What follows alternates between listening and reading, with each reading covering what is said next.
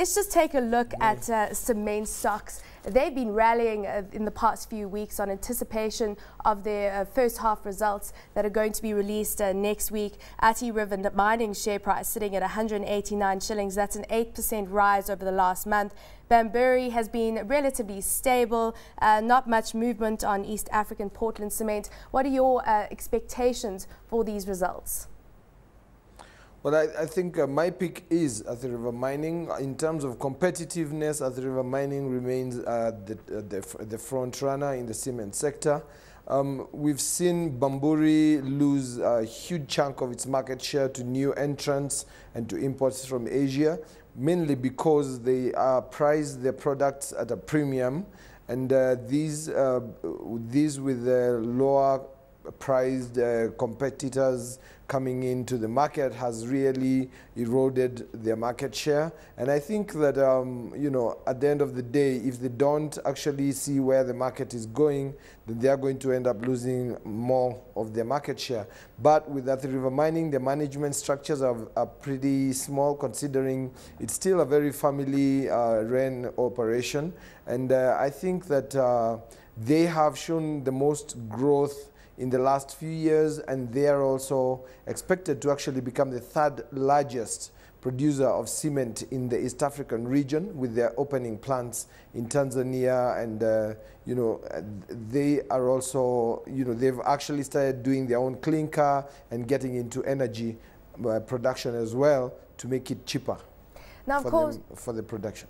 Just looking at the infrastructure spend that we see in Kenya at this stage, the government announced in its budget that a larger portion of the budget is going towards infrastructure projects. So if you're going to be playing in the infrastructure and the building materials space, is Athi Mining your stock pick? And given the fact that it has rallied so hard, would you be waiting for a pullback, or would you be getting in at the 189 shillings? Well, I would still be getting in. My valuation comes in at something like almost 200, 195 there.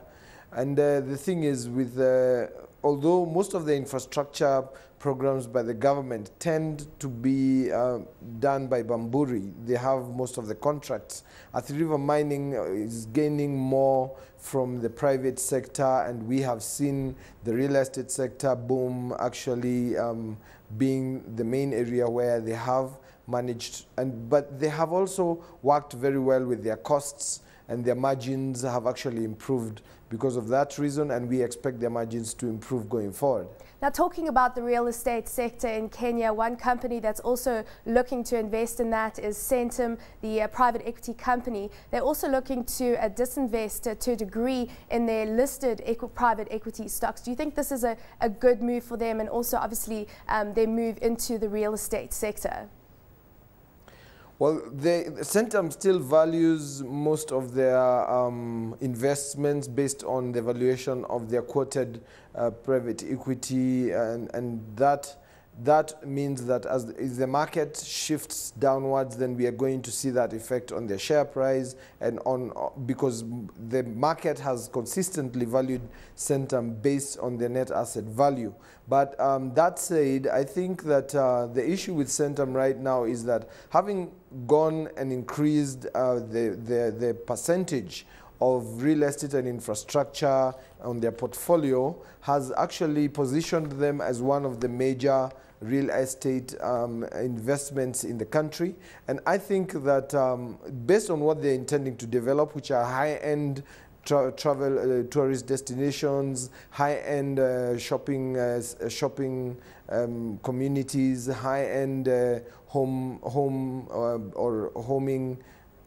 buildings and all that. I think it's about where they're going to source the funds. They have been clawing back funds, but they cannot rely on retentions. Are they looking to go to the market at this stage?